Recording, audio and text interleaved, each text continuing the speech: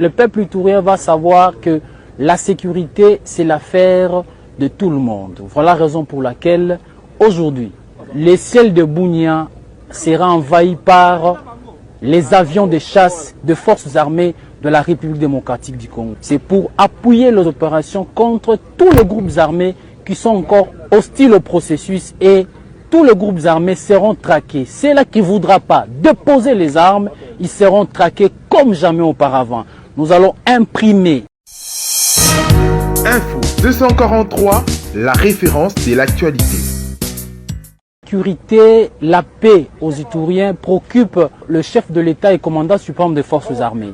Là, nous sommes en direct de l'aéroport de Murongo. Donc, nous sommes en pleines opérations. Bientôt, vous allez voir l'appui aérien. Le peuple ivoirien va savoir que la sécurité, c'est l'affaire de tout le monde. Voilà la raison pour laquelle, aujourd'hui, le ciel de Bunia sera envahi par les avions de chasse des forces armées de la République démocratique du Congo. C'est pour appuyer les opérations contre tous les groupes armés qui sont encore hostiles au processus, et tous les groupes armés seront traqués. Ceux-là qui ne voudront pas déposer les armes, ils seront traqués comme jamais auparavant. Nous allons imprimer le professionnalisme des forces armées. D'ici là, vous allez voir le Mi-24 pour un travail de titan et donner la paix au peuple ivoirien et neutraliser ceux-là qui insécurisent notre population. Voilà, mesdames et messieurs, on vous disait, on ne combat jamais la République. C'est aujourd'hui la détermination du commandant suprême, l'engagement du chef d'état-major général pour donner la paix aux Ituriens, c'est le souci le plus constant. Aujourd'hui, vous voyez derrière moi, le Mi-24 va faire son travail. Alors, j'appelle encore une fois tous les groupes armés hostiles au processus de la paix de déposer les armes et se rendre aux forces armées. Sinon, il n'y aura que de l'hécatombe dans leur camp. Vous allez vivre le travail qui sera fait par les forces armées de la République démocratique du Congo. On ne combat jamais la République.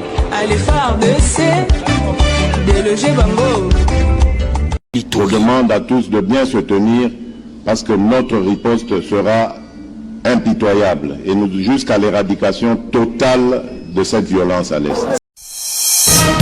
Info 243, la référence de l'actualité.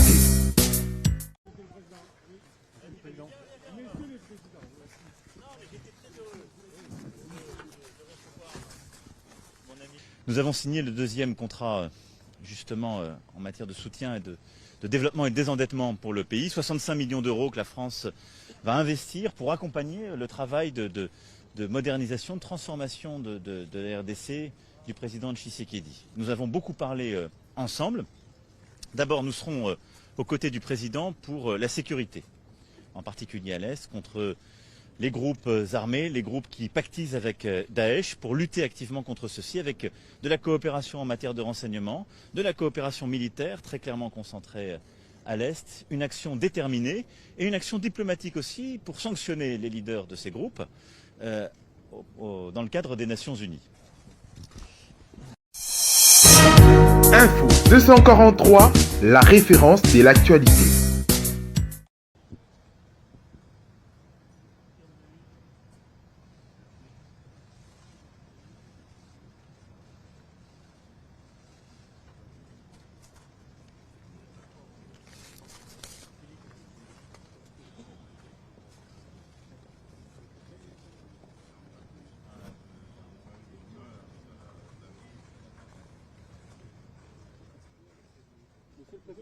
Monsieur le Président, un petit mot.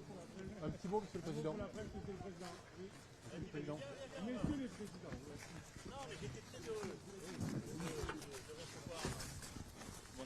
Nous avons signé le deuxième contrat justement en matière de soutien et de développement et de désendettement pour le pays. 65 millions d'euros que la France va investir pour accompagner le travail de modernisation, de transformation de la RDC du président Tshisekedi. Nous avons beaucoup parlé ensemble. D'abord, nous serons aux côtés du président pour la sécurité, en particulier à l'Est, contre les groupes armés, les groupes qui pactisent avec Daesh pour lutter activement contre ceux-ci, avec de la coopération en matière de renseignement, de la coopération militaire très clairement concentrée à l'Est, une action déterminée et une action diplomatique aussi pour sanctionner les leaders de ces groupes dans le cadre des Nations Unies.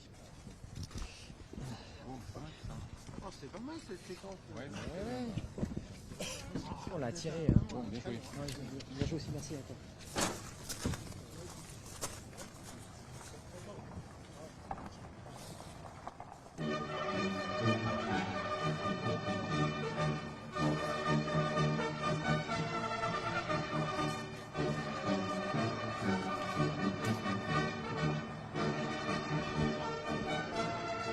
Je demande à tous de bien se tenir parce que notre riposte sera impitoyable et jusqu'à l'éradication totale de cette violence à l'Est. C'est le sang de la population itorienne dès l'entrée de la 11e brigade commando des réactions rapides.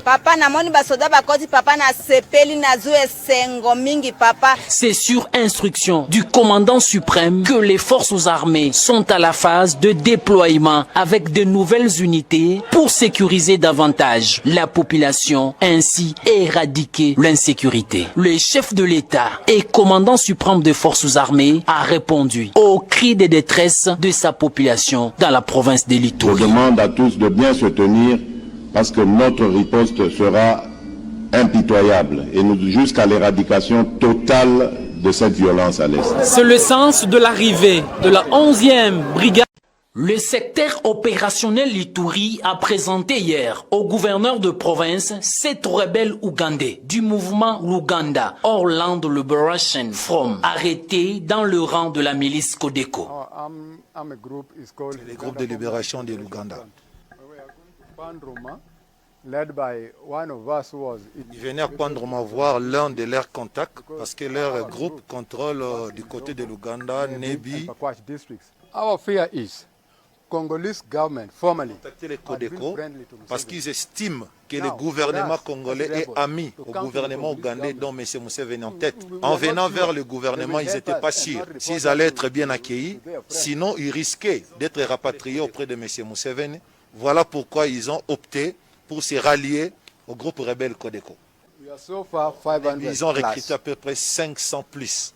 Et là, ils continuent encore à recruter au niveau de Nebi. an organization called Codeco.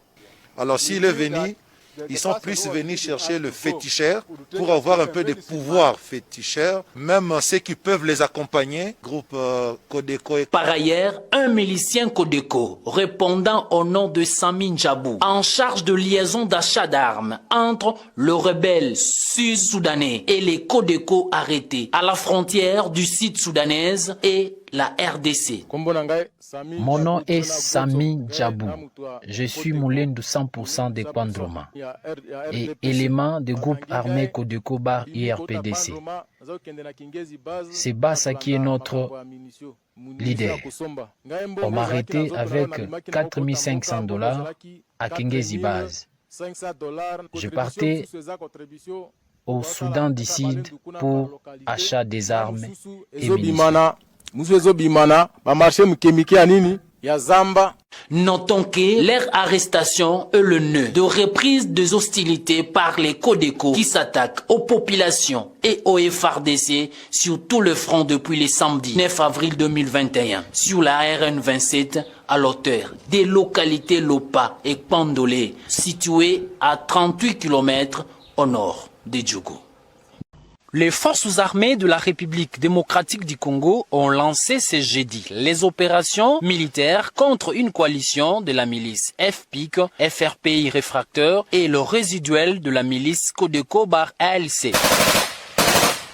Après les intenses combats, les forces régulières ont neutralisé 17 milices et 9 autres capturés. Donc, un élément de la FRPI de la communauté Ngiti et 8 autres ici de la communauté Bira, par eux, un mineur. Shukuru, toka kubaladana Nyakundi. Nyakundi kwa fanya nini ya milisi china kilima. Jitaku BF. Waliwa baibuduki ilikuwa babofera kubagiti. Wakavuka para basa pika Nyakundi buziwe. Walikuwa bi karibu desha ekelke. Kwamba ranga bati mbafele. naza Mungiti, naza milice FRPI, brigade Fatma Molea. Major Mandiri. Grâce à ces opérations éclairées sous la coordination du commandant secteur opérationnel Ituri, l'amiral Ejidengo John, l'armée a pacifié totalement le village Marabo et la RN27, théâtre des opérations depuis le début de la semaine.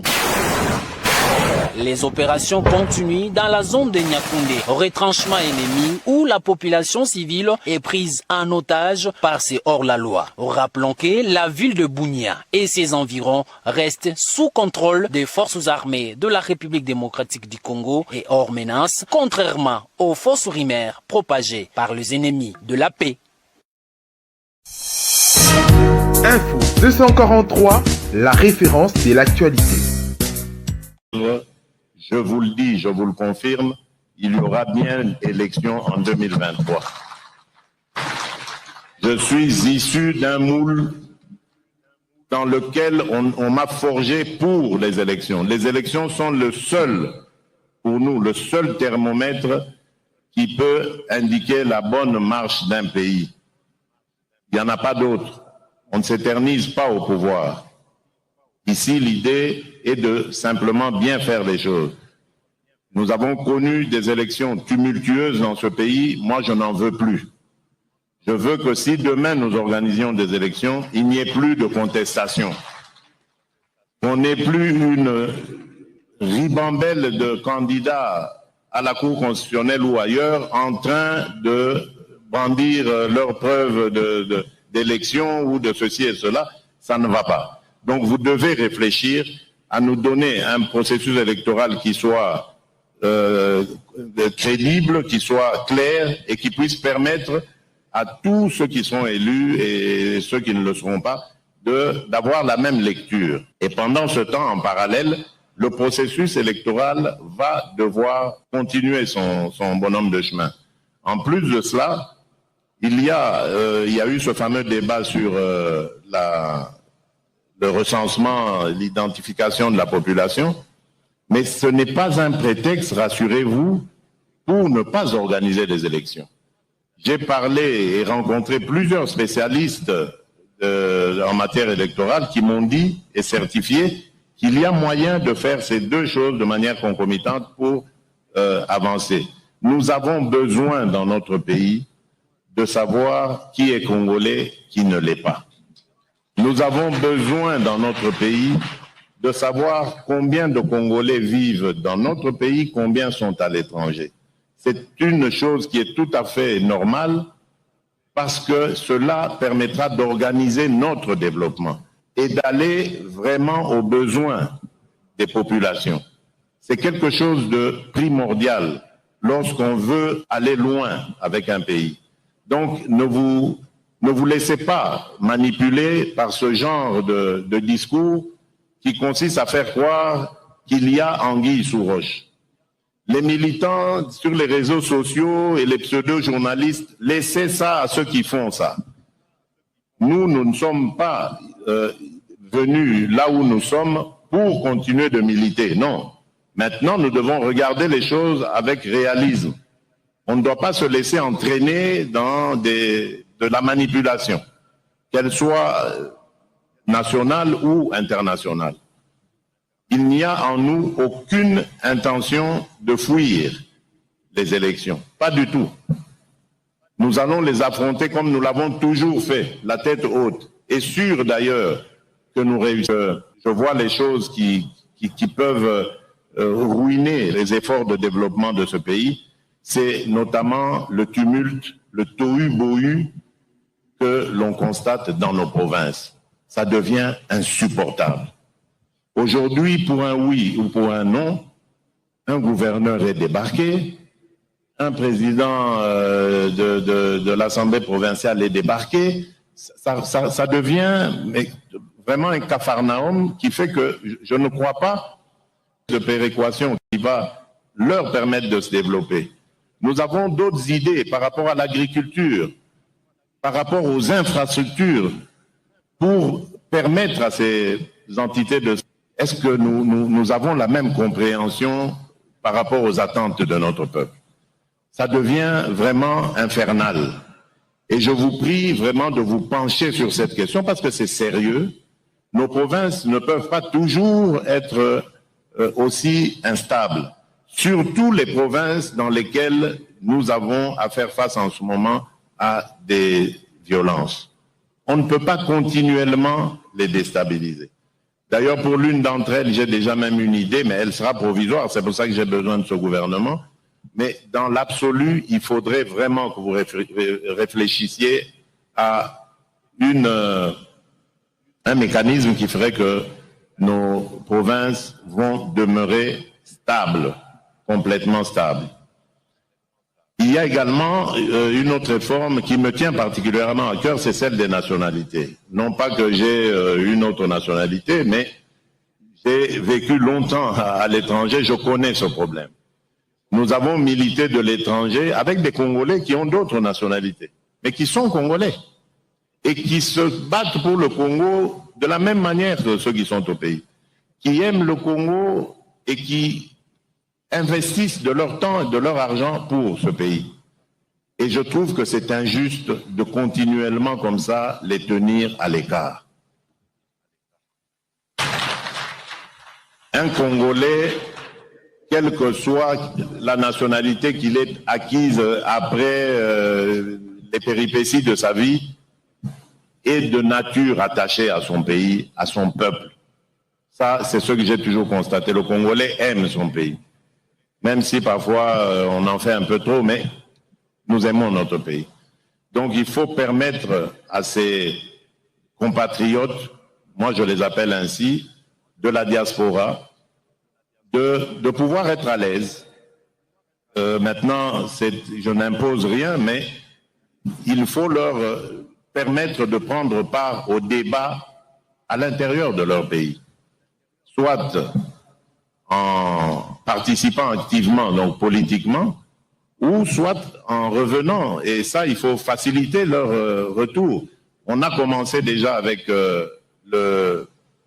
l'obtention du visa, donc ils peuvent prendre leur visa immédiatement à l'aéroport de Njili, enfin, ou à l'entrée, quelle qu'elle soit, à l'intérieur du pays.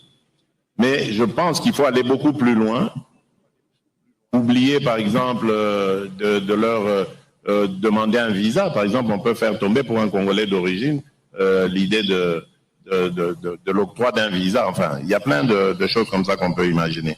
Mais je pense qu'il est temps que nous mettions à profit ce réservoir d'idées, de propositions que nous avons à travers les Congolais de la diaspora. Beaucoup aimeraient faire des choses pour leur pays, mais sont bloqués à cause de l'administration.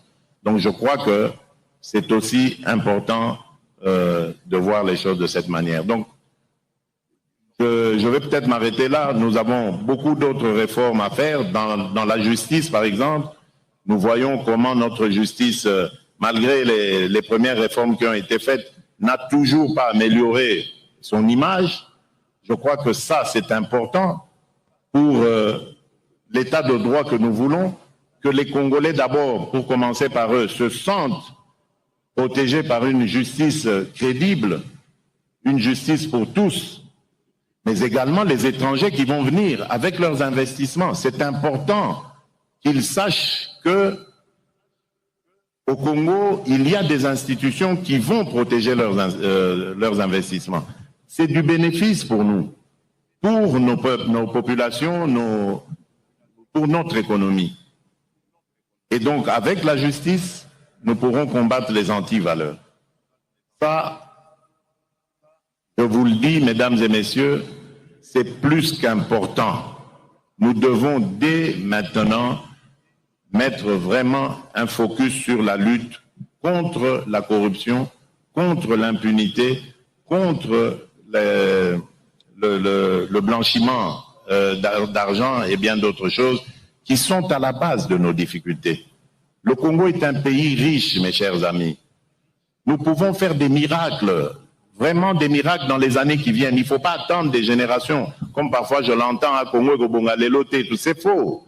Congo et Koki Kobonga Lelo. Mais c'est à nous de mettre la main à la pâte, c'est à nous de fournir ces efforts, d'arrêter de voler notre pays, d'arrêter de le ruiner. Nous pouvons le faire. Et ça, je vous le demande vraiment de tout cœur, aidez-moi à réaliser cela. Vous verrez que ce pays sera non seulement un havre de paix, mais un Eldorado pour les Congolais d'abord. Et nous pourrons même, tellement qu'on sera heureux ici, faire venir même des autres populations africaines pour vivre avec nous ici. Mais faisons cet effort, s'il vous plaît. Nous allons avoir un pays qui, je vous le dis déjà, du poste de pilotage où je suis là, le nombre d'intérêts qui se manifestent pour notre pays à tous les niveaux, c'est impressionnant.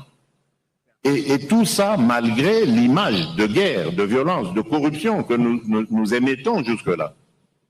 Donc, il nous suffit d'éradiquer cela, et nous allons commencer à refuser du monde ici, à Anjili, à Loano, à Goma, Kisangani et tout ça. Donc, on va refuser du monde. Tellement le pays est brisé, et nous avons nous-mêmes aussi intérêt à entrer dans l'histoire du monde, dans la gestion économique de ce monde, parce que nous avons du répondant. Nous sommes détenteurs dans notre sous-sol de près de, ou plus de 60% des minerais stratégiques, ceux qui vont faire l'économie de demain, se trouvent ici au Congo. Mais si nous sommes distraits, vous savez ce qui risque de nous arriver? On va nous faire une guerre ici, comme en Irak, comme en Afghanistan. Des multinationales vont prendre des pans entiers de notre pays et vont les diriger avec des seigneurs de guerre uniquement pour exploiter nos richesses. Et demain, quand il n'y aura plus rien, on nous abandonnera et nous ressemblerons à la Somalie. C'est ça qui risque de nous arriver si nous ne sommes pas vigilants. Notre pays est très riche, mais nous devons être d'abord, nous, les propriétaires de ce pays, et dire ce que nous voulons. Nous ne fermons les portes à personne, mais nous voulons que ceux qui vont venir ici tiennent compte aussi de nos desiderata.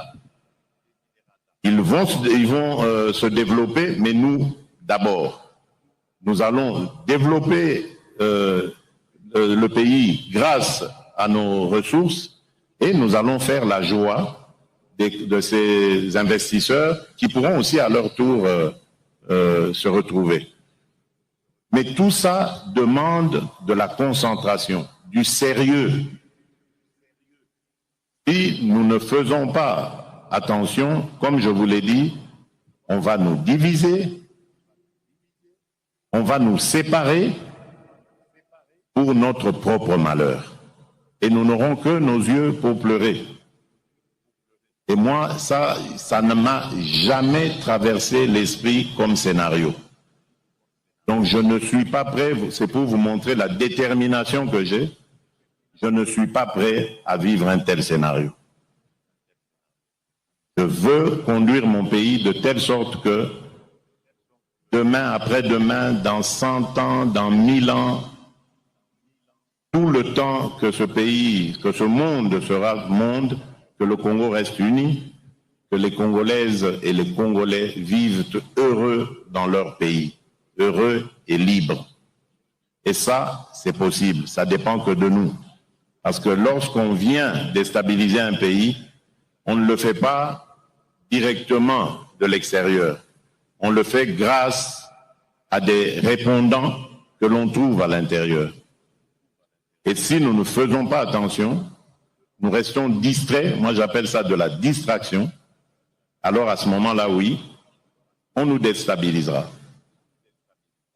Mais battons-nous parce que il n'est pas question qu'on vive cela. Je sais que vous aimez chacune et chacun d'entre vous là où il est ce pays. Vous y êtes attachés comme moi et je sais que je peux attendre de vous la même détermination pour garder ce pays uni et le développer pour le bonheur de nos populations.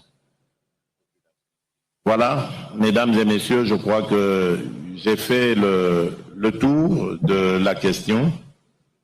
Je ne sais pas ce qui est prévu après mon allocution, à part le fait qu'il y a un repas et peut-être une belle musique pour agrémenter celui-ci. Mais je ne sais pas si, comme la fois passée, il y avait des personnes représentant des groupes qui seraient désignés pour parler. Mais qu'à cela ne tienne, je tiens simplement à vous souhaiter bon travail pour l'investiture de notre gouvernement. J'ai appris que vous avez reçu vos copies. Donc faites le travail de l'examen de ces copies. Et je vous félicite parce que j'ai entendu que lorsque le Premier ministre vous a reçu caucus par caucus, vous avez été très virulent dans vos analyses et c'est ça que j'attends de vous. Il faut ne ménager personne. Il faut agir dans l'intérêt de notre peuple. Ne ménagez personne. Lorsque vous voyez qu'il y a quelque chose qui ne va pas, interpellez. Faites votre travail. Moi, je vous encourage à cela. Il y a des députés qui m'ont écrit et je vous promets que je vous recevrai. Tout cela passera par le président de l'Assemblée nationale, bien entendu, parce que c'est par son truchement que j'avais reçu ces mémos. Je les recevrai, nous discuterons, il n'y a aucun problème. Je sais qu'il y a des députés qui sont déçus, dont les attentes ont été déçues. Je ne veux pas vous dire ici que je vous promets un poste ministériel parce que je n'en ai plus. Mais je ne veux que personne ne se sente abandonné, laissé en marge de cette action, de cette impulsion. Donc, on trouvera les voies et moyens pour que tout le monde soit dans la dynamique et que à chaque niveau qu'il ou elle se trouve puisse apporter quelque chose à l'action de l'union sacrée de la nation. Encore une fois, merci. Je vous rappelle que le peuple attend de nous des résultats. Souvenez-vous du moment où nous avons créé cette union sacrée, du moment où il y a eu des changements à la tête des deux chambres, du moment où il y a eu la nomination du Premier ministre.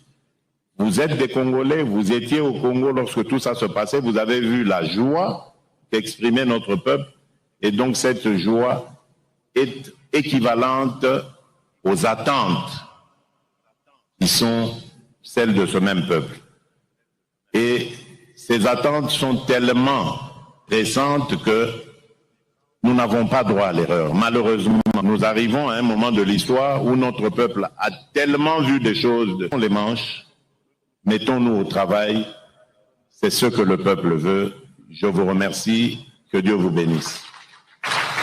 La première des choses que je voudrais dire à l'endroit de ces jeunes écoliers, c'est ma compassion. Je suis de cœur avec eux et je suis attristé par cette situation. Je ne crois pas que c'est en arrivant à Béni, comme ils le demandent et le souhaitent, maintenant, que la situation se réglerait. Ce que je suis en train de faire maintenant et que j'ai déjà annoncé, c'est le train de mesures radicales que nous allons prendre pour toutes ces régions en difficulté, en proie à la violence, c'est-à-dire l'Ituri, le nord et le sud Kivu, pour justement répondre à leurs souhaits. Et je leur demande de ne pas rester exposés comme ça aux intempéries et peut-être même au risque d'exaction contre eux, et leur promets encore que je serai là bientôt. J'ai reçu d'ailleurs il y a quelques semaines une délégation de Béni, d'hommes et de femmes, parmi lesquels il y avait des victimes directes de ces violences. Nous avons échangé dans un contexte de confiance et je crois que ce que j'ai dit, je le ferai. Je ne suis pas quelqu'un qui parle en l'air. Je suis simplement en train de préparer des solutions efficaces qui permettraient de résoudre de manière définitive cette crise de l'Est. À propos de la MONUSCO, là aussi je crois que les jeunes gens sont emportés par les émotions d'une part. La sécurité, la paix aux Ituriens préoccupe le chef de l'État et commandant suprême des forces armées. Là, nous sommes en direct de l'aéroport de Murongo. Donc, nous sommes en pleines opérations. Bientôt, vous allez voir l'appui aérien. Le peuple iturien va savoir que la sécurité, c'est l'affaire de tout le monde. Voilà la raison pour laquelle, aujourd'hui, le ciel de Bunia sera envahi par les avions de chasse de forces armées de la République démocratique du Congo. C'est pour appuyer les opérations contre tous les groupes armés qui sont encore hostiles au processus et tous les groupes armés seront traqués. Ceux-là qui ne voudront pas déposer les armes, ils seront traqués comme jamais auparavant. Nous allons imprimer le professionnalisme des forces armées. D'ici là, vous allez voir le Mi-24 pour un travail de titan et donner la paix au peuple iturien et neutraliser ceux-là qui insécurisent notre population. Voilà, mesdames et messieurs, on vous disait, on ne combat jamais la République. C'est aujourd'hui la détermination du commandant suprême, l'engagement du chef d'état-major général pour donner la paix aux Ituriens, c'est le souci le plus constant. Aujourd'hui, vous voyez derrière moi, le Mi-24 va faire son travail. Alors, j'appelle encore une fois tous les groupes armés hostiles au processus de la paix de déposer les armes et se rendre aux forces armées. Sinon, il n'y aura que de l'hécatombe dans leur camp. Vous allez vivre le travail qui sera fait par les forces armées de la République démocratique du Congo. On ne combat jamais la République. Allez faire déloger Bango. La sécurité, la paix aux Ituriens préoccupe le chef de l'État et commandant suprême des forces armées. Là, nous sommes en direct de l'aéroport de Murongo. Donc, nous sommes en pleines opérations. Bientôt, vous allez voir l'appui aérien. Le peuple iturien va savoir que la sécurité, c'est l'affaire de tout le monde. Voilà la raison pour laquelle, aujourd'hui, le ciel de Bunia sera envahi par les avions de chasse de forces armées de la République démocratique du Congo. C'est pour appuyer les opérations contre tous les groupes armés qui sont encore hostiles au processus et tous les groupes armés seront traqués. Ceux-là qui ne voudront pas déposer les armes, ils seront traqués comme jamais auparavant. Nous allons imprimer le professionnalisme des forces armées. D'ici là, vous allez voir le Mi-24 pour un travail de titan et donner la paix au peuple iturien et neutraliser ceux-là qui insécurisent notre population.